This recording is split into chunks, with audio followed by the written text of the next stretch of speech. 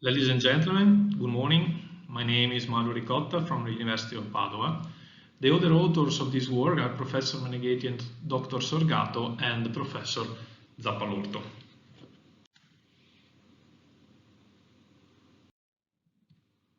The use of short fiber reinforced composite in structural applications is popular thanks to their high strength-to-weight ratio, their low manufacturing cost, and so on. Polyphenylene sulfide is a thermoplastic polymer widely used thanks to its high temperature resistance, chemical resistance, and dimension stability. Thanks to its low viscosity, PPS can be molded with high percentages on filler and reinforcements. In the open literature, some papers are available on static performances of woven or fabric reinforced PPS composites, while lack of information exists of notch effect on short fiber reinforced PPS.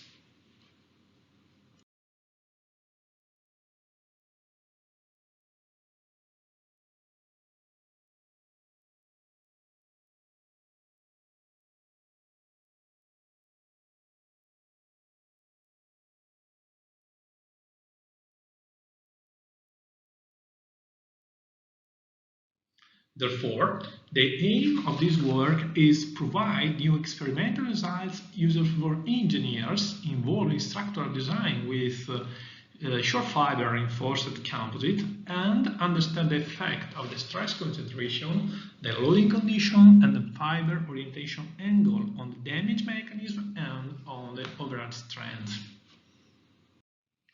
Quasi-static tensile and compressive tests were carried out on plane and notch specimens obtained by machining injection molded plates, obtained according to these process parameters. Specimens geometry adopted for the tensile test is shown here, and you can see that nominal thickness was set equal to 1.8 millimeters.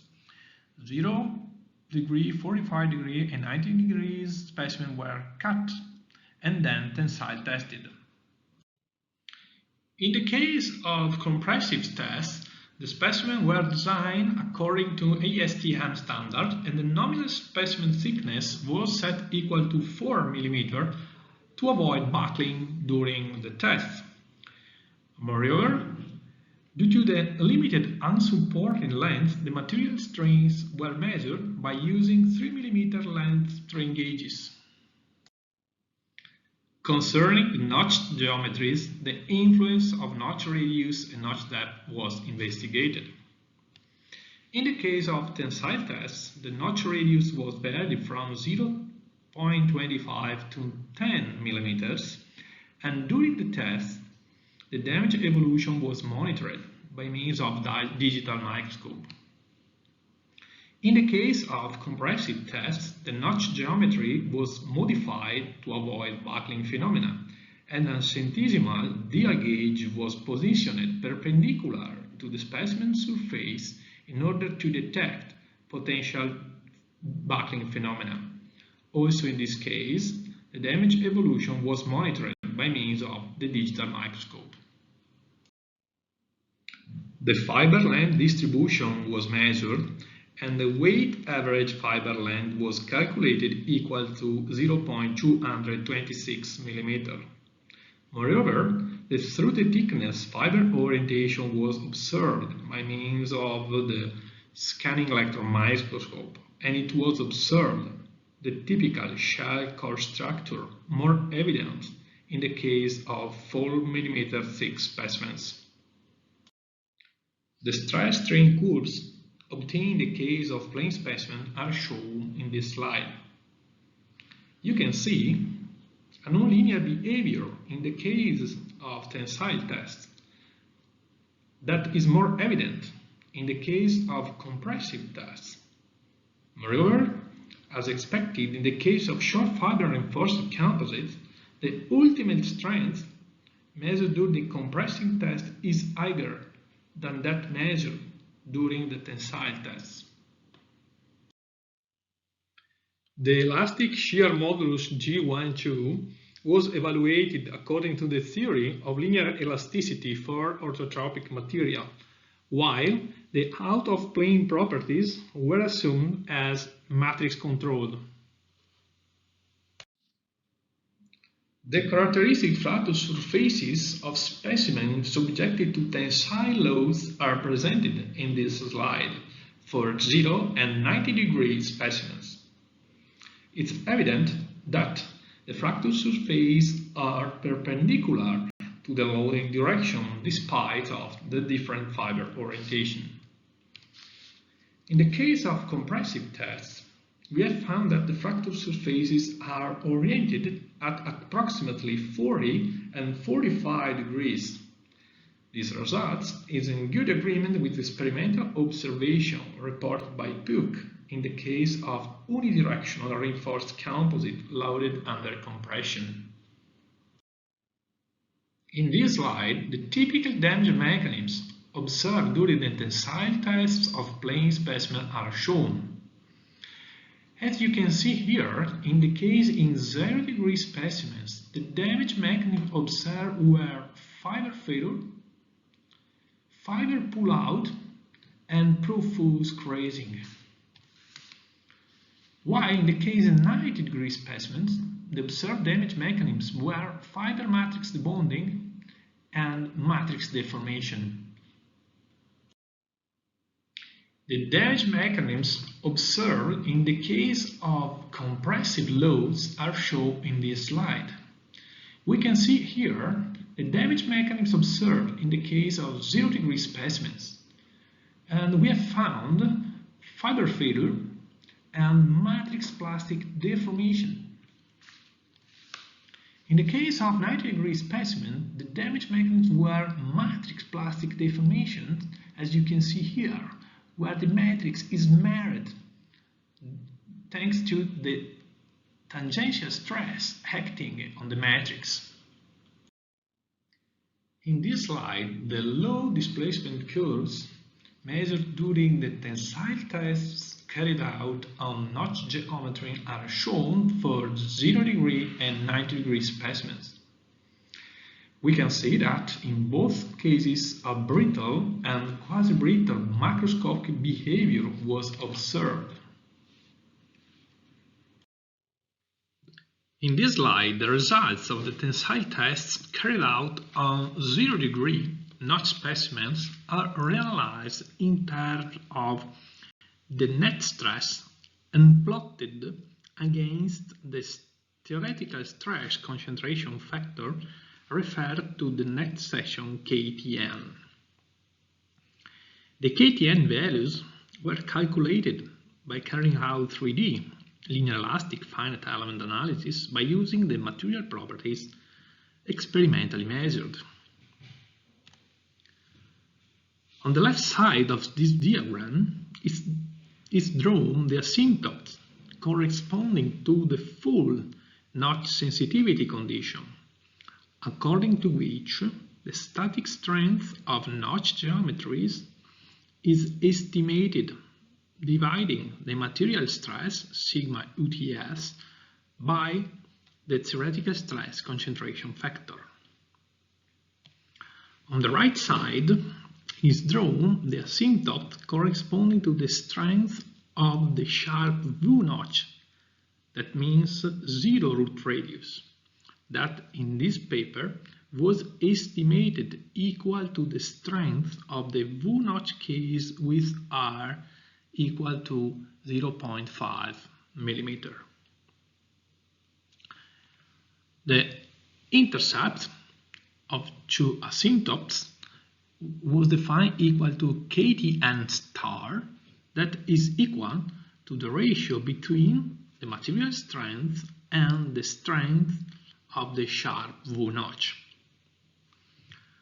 Moreover, with a certain degree of accuracy, the trend of the experimental data can be approximated by using this asymptotic matching equation based on the two asymptotes, where M is a matching coefficient controlling the transition from one asymptote to the other.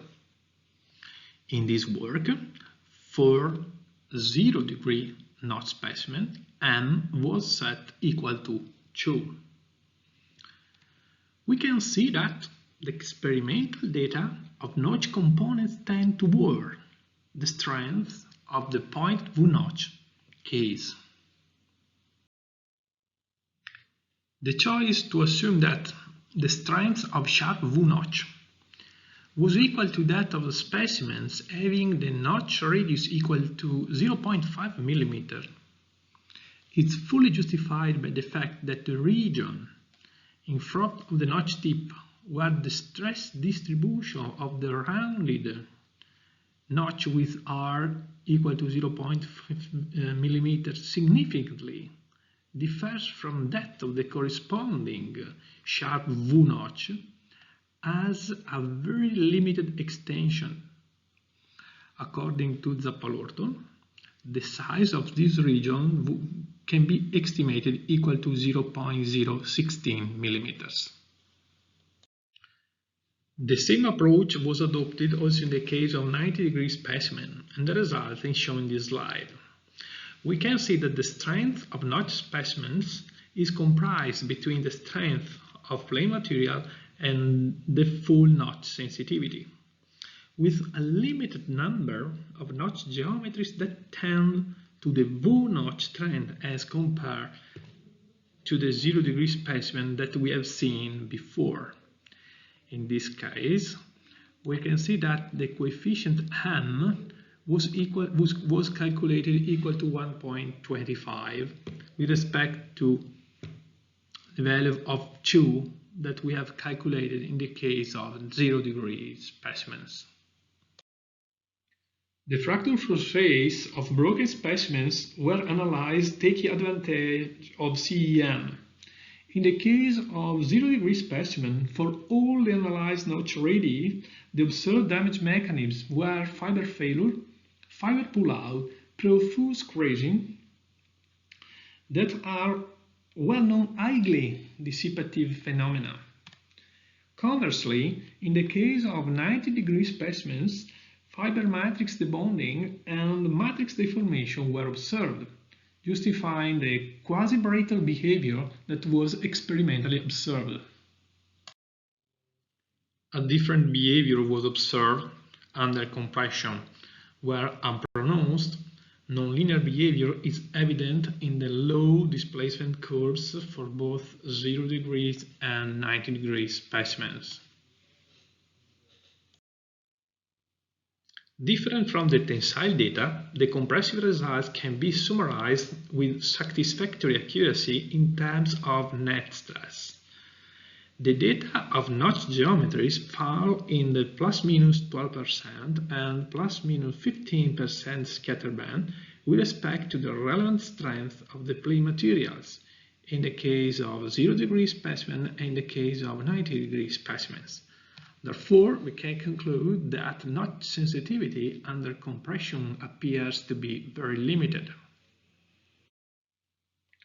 The damage mechanisms observed in the compressive test specimens were the same observed in the relevant plane material, and in particular, fiber failure and matrix plastic deformation in the case of 0 degree specimens, while mainly matrix plastic deformation was observed in the case of 90 degree specimens.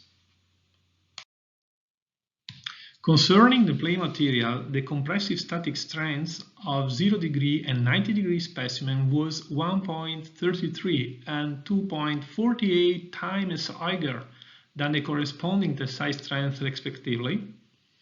Thanks to the matrix ductility, during the compression tests, the final failure was controlled by the shear stress acting on the matrix independently of the fiber orientation angle. In the tensile specimens, different damage mechanisms were observed depending on the fiber orientation angle. Concerning the notched material, the larger notch radius, the higher the static strength is for both the orientation angles. Under tensile loading, both for 0 and 90 degree specimen, an incomplete notch sensitivity was observed, while under compressive loading, both for 0 degree and 90 degree specimens, the final failure was found to be controlled by the shear stress acting on the matrix, justifying the observed notch insensitivity behavior.